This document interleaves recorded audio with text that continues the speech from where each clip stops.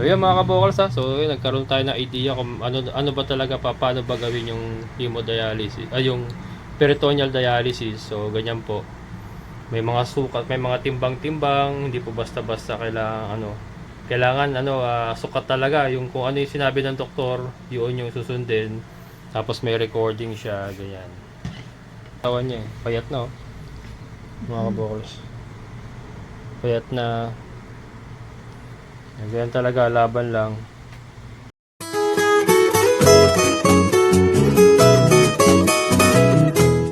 Hello mga kabokals. Ayan, andito tayo sa East Bagong Baryo, Caloocan City.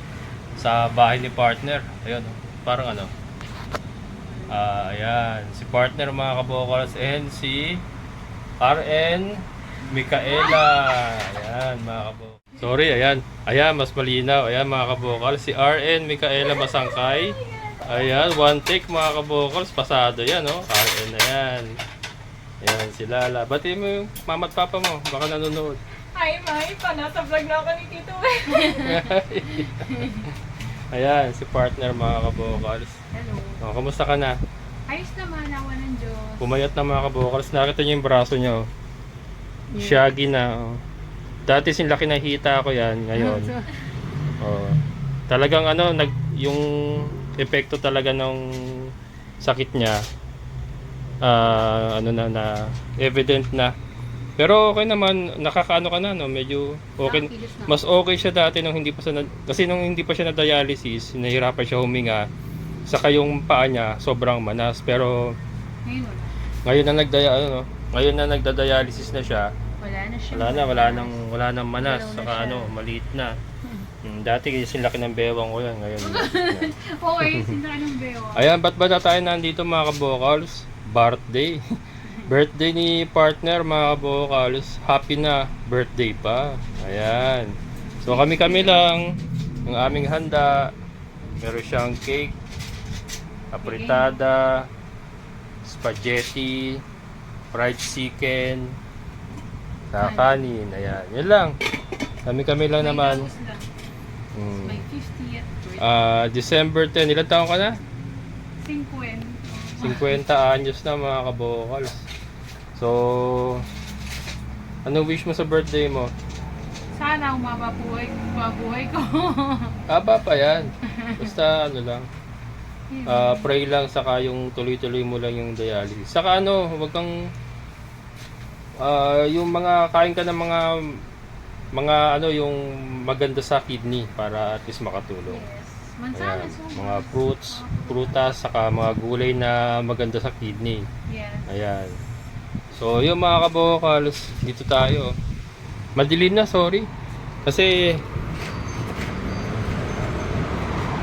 ayan, itutur ko lang yung mga kabokals. Dito tayo sa NLEX yan, NLEX. Ayan, dito lang sila. Sa flyover na ng NLEX yan. At yan mismo, NLEX na yan. Yan. NLEX na yan. So dito po sila sa sa tabi lang ng NLEX. Yan yung papuntang norte. Bulacan, La Union, Baguio. Yan yun. Tapos ito, papuntang Balintawak, EDSA. Yun. So ayan. And then Eternal Gardens mga kabokals. Kung alam niyo yung Eternal Gardens na sementeryo, yan, dyan lang yun mga kabokals. Dyan pa kami nagja-jogging noon. Yung dito pa ako nakatira, yung nagtatrabaho pa ako sa Ortigas sa call center. Dito ako nakatira sa kanila. Dyan ako nagja-jogging sa Eternal Gardens mga kabokals.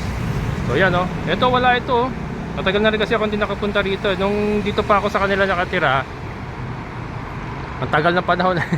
Na yun medyo matagal-tagal na yun na wala pa yan flyover na yun pero ngayon may flyover na mga kabokals Ayan, East Bagong Baryo, Caloocan City. So dito po sila.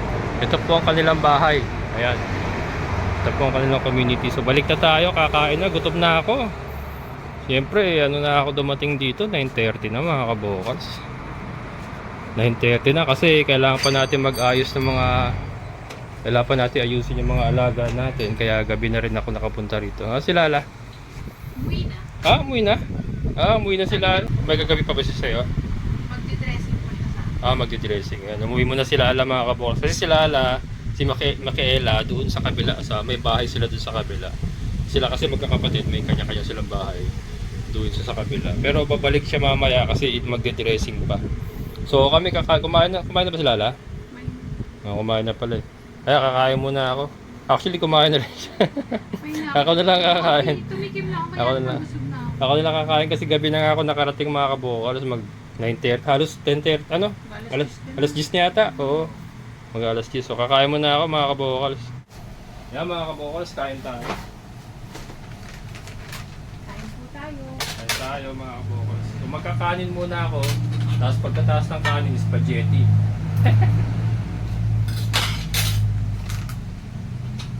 Gutom na gutom ako. Ang hirap bumiyahe. Pero yun from San Rafael, umuwi muna ako ng San Jose del Monte. Iniwan ko yung motor doon. Tapos sakay ako, labas uli ako, lakad. Naglakad lang ako. Sakay ako ng bus. Tapos, baba ako dito sa may Balintawak. Tapos dito. So, medyo very tiring pero ganyan talaga. Alang-alang sa aking minamahal.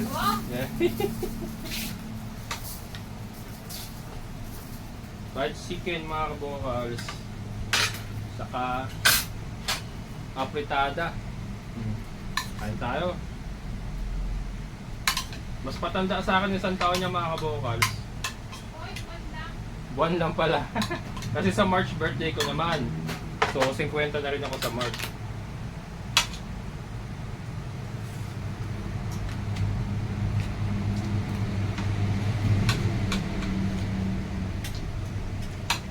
Siya, hindi na siya pwedeng kumain na marami.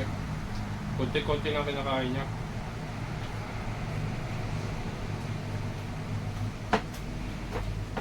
Kasi hindi ako pwedeng kumain ng konti dahil grabe yung trabaho natin mga boss. Kumbaga sa akin, kailangan natin laging full tank. Good. Itong pang-partner sa apritada mga kabukals.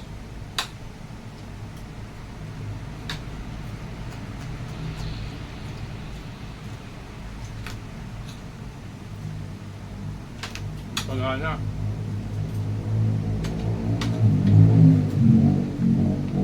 Ngayon lang uli ako makakain ng maayos-ayos na ulam. Sa San Rafael, puro itlog ako eh. Mukha na nga ako itlog.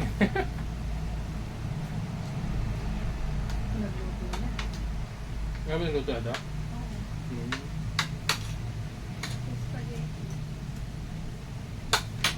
Sino malaki? Ikaw rin? Sa SM? Kasama ko si Nedley. Kailan ka nang pala SM? Kanina. Nakawin na? Saan ka ba? Wala. Hindi sumasagot sa bakit. Wala. Check up ko bukas. Check up pa siya bukas mga kabokal. Alas 5 sila alis. So sasabay na ako. Alas 5 sila pupunta ng National Kidney. Ako balik na ng San Rafael. Ng San Jose pala. Yung motor eh. Balik pa ako sa San Jose del Monte. Tapos San Rafael.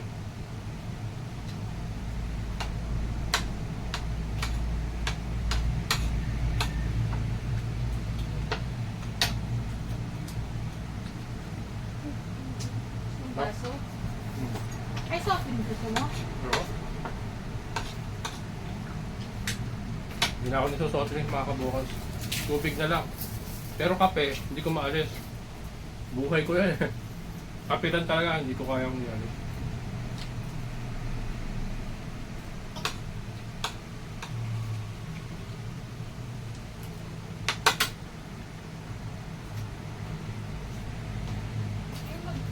Mag-uwi ka ng kape. May kape pa dyan, oh. Uwi mo na yung isang bote. Wala na ba yung kape? Kunti lang. Ha? Kunti lang. Yung coffee mate na. Ay, wala na. Yun ang wala.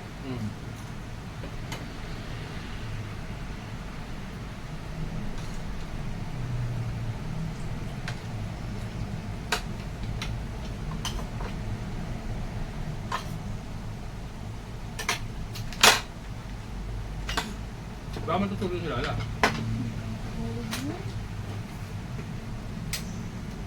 Maliligo na ako para bukas. Hindi na ako maligo. Kasi bago ko umalis mag-dialysis pa.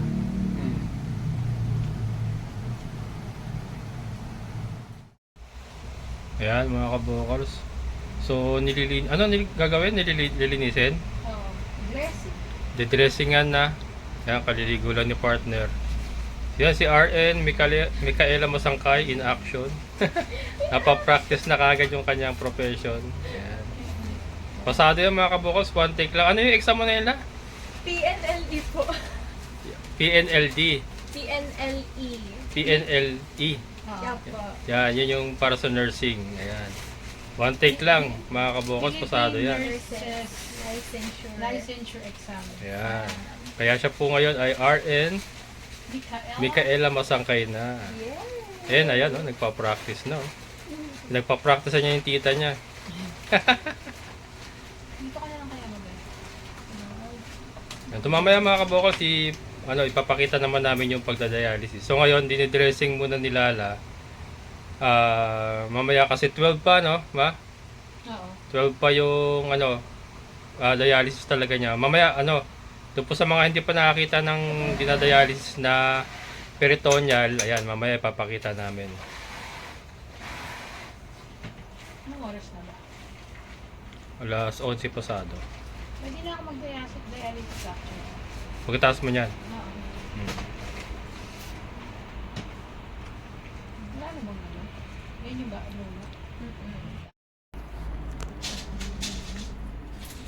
na? Para sa bulak. Opo. Ayun po yung pang-lilinis po. Tatapal. Nilinis na. Linis lang po siya. Yung mga kabokals, medyo talaga, oh. Hindi basta-basta talaga yung paglilinis din ng sugat o yung butas. Butas na yun, ha? Yung pinanggagalingan nun. Baka matag. Baka tayo eh. Baka ma-hit tayo eh. Yan mga kabokals, hindi ko ipinapakita kasi baka ma-hit ako. Masuspindi tayo nang wala sa oras. Pero yung dialysis mamaya pwede siguro kasi solution lang naman yun. So yan, oh, ganyan pala. Kailan pula yun? Tapos pinampupunas niya ron sa sa paligid nung butas na kung saan nakapasok yung host na pinagpapasukan ng solution. Saka doon din inilalabas. Yan.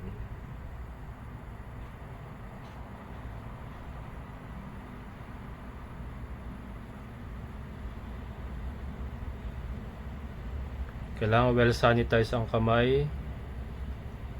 Baka may infection. Hindi basta-basta mga kabokals talagang Kaya ibang-iba po ito sa hemodialysis. Kasi sa hemodialysis, punta ka lang sa dialysis center o upo ka lang doon. Bahala na sila. Dito talagang medyo tawag dito. Delicate. Araw-araw yan. Araw-araw mong gagawin yung paglilinis. Araw-araw ba yan?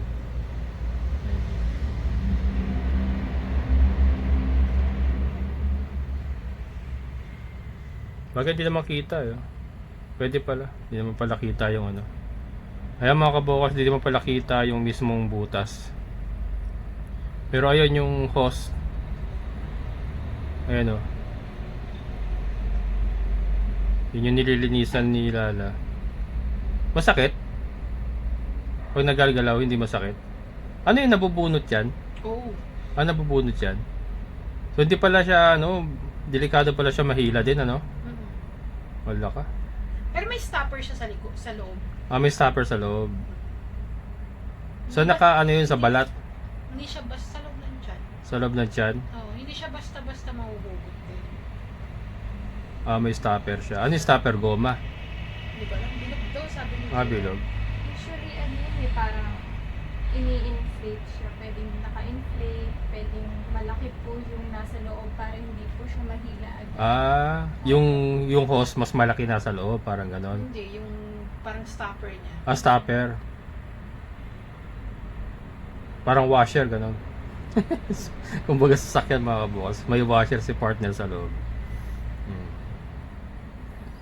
Paano yung pag walis na si Lala? Kaya ko naman. Kaya mo ba? Kaya lang kasi pagka yung matagal na kayo, nahihilo. Ah. Maganda naman pwede nang wala ng dressing. Pag wala nang Pag medyo maano na, magaling na. yung dumikit na sa balat talaga. Oo, yung magaling na yung balat. Pwede na walang dressing. Oo. Ah. Yung ano niya ata, yung group chat niya. May ano sa akin. Yan. Mga kapatid niya mga kabukals, nasa abroad. Tumatawag sa kanya. Nililinisan ako ni Lala eh. Okay. Yes. Hindi. Nag-spaghetti ako, nag-check-in. Ayan mga kabukals, magda-dialysis na si partner. So anong unang step ginagawa mo? Unang step, Siyempre sanitize muna yung table mga kabukals, pinunasan ng alcohol. Yan, tapos na yung yung paglilinis sa sugat niya. So yan. Dialysis naman siya, alcohol. Kung nakita niyo mga kabukals kung gaano ka ang tawag doon, heat use ba yung tawag doon? Maselan masyado. Ayan yung solution. Ito po yung mga boxes ng solution. Libre po ito, nakuha niya sa National Kidney. ilan na wala. Ang isang box po ay naglalaman ng 6 na solution sa isang box. Yan, stock po yan. Bali po yun, monthly po. Yung binibigay sa kanya pang isang buwan. Pang isang buwan pa, ito pa yung iba. Yan. So, ang unang gagawin niya is i-drain niya yung nasa loob na niya. I-drain mo muna, no? I-drain niya. Papalabasin niya. Ilang kilo yung nasa loob? 2 kilo mga kabukas yung nasa loob ng tiyan niya. 2 kilo. So ilalabas niya muna yon. Every 6 hours ba? Yes. Every 6 hours. So pagka drain, ipapasok naman yung panibagong solution na 2 kilos din. Yan. Ano yan mga kabukas? May level yan. Nagkumpisa kasi ilang kilo? Ano lang, 900 Grams. ml. 900 ml. Yes. Ayan.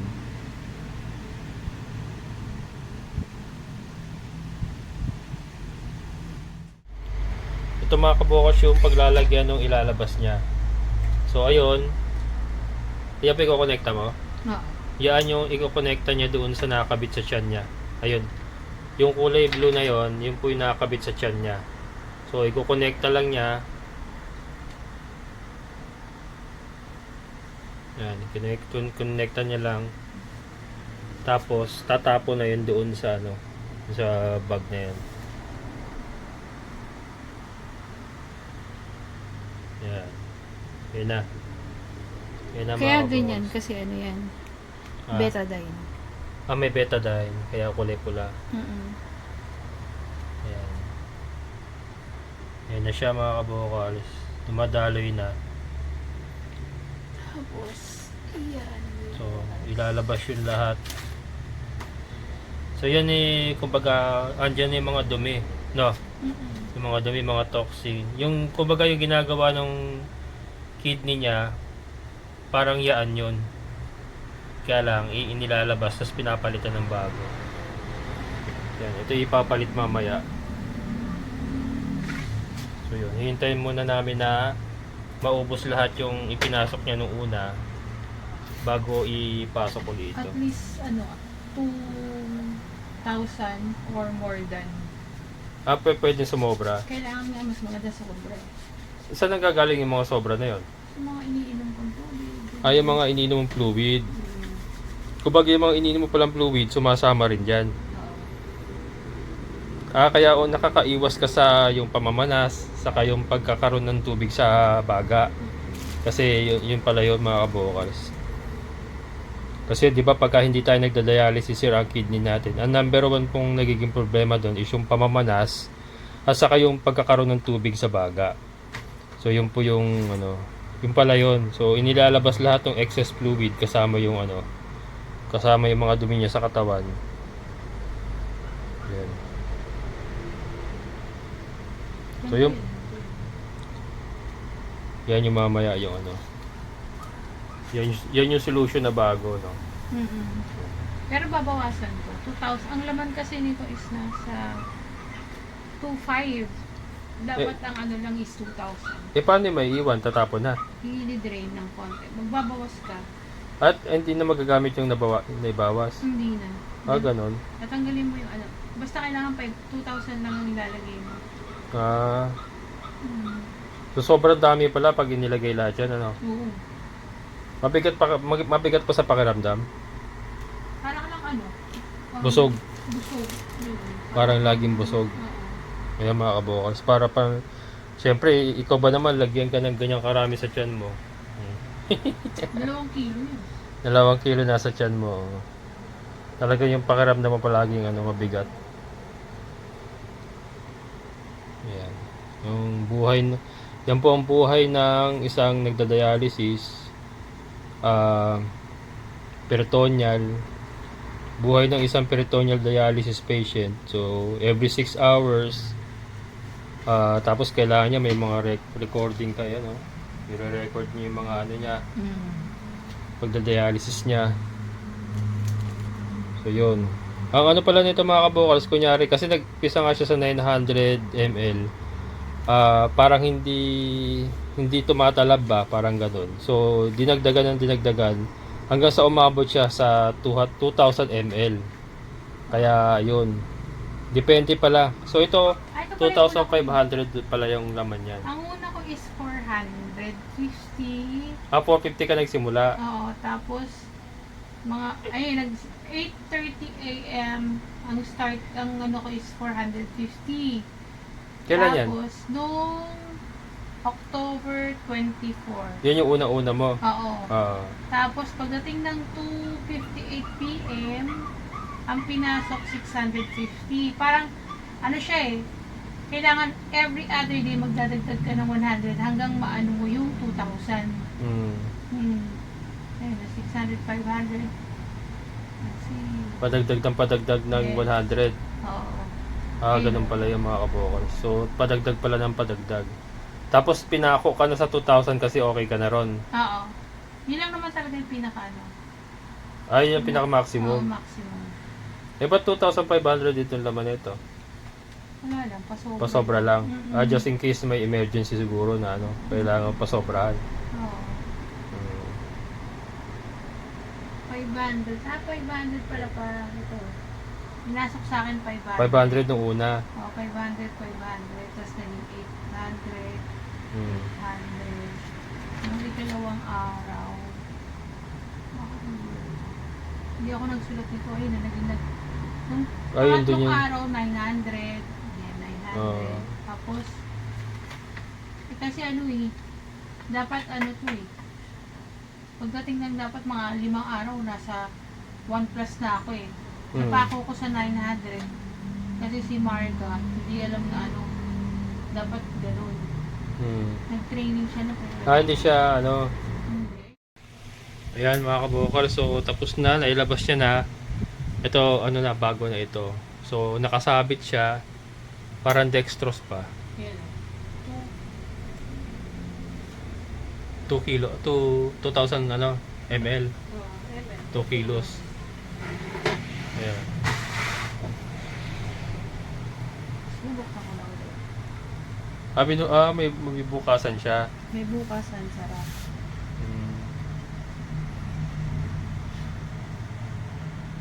Yung isa nakakabit pa rin. Tapos binuksan mo lang yan. Kanina nakasara yan Yung isa- kanina. Oo, ito na, ayan. Yan yung lumabas kanina. Oo, yung daan labasan. Ito yung Oo. yan naman yung sa papasok. Oo, ito yung labasan. Tapos, since sobra to, sasarado ko to, Papakawalan mo yung iba. Oo, i-open ko to, tapos bubuksan ko to. Mm. Tapos pag nasa 2,000 na siya, isasarado ko na to, papatayin ko na siya, Mm. tapos bubuksan ko na dito. Papasok ko na yung 2,000 sa ano ko. Yun. Yan, binawasan lang niya yung laman ng solution kasi 2,500 Hindi, dito. wala pa siyang 2,500. Nasa 2,250 lang pala. 2,250. Mm-mm. So, tinatanggal mo yung 250. Mm-mm. Ayan. Sintayin ko maubos yan. Ano na? Wala na 2,000. Ito ba di ba yung 2,000? Oo, nagbabawas na siya. Pumapasok na sa iyan. Oo. Okay. Pumapasok na sa kanya. Ayan na.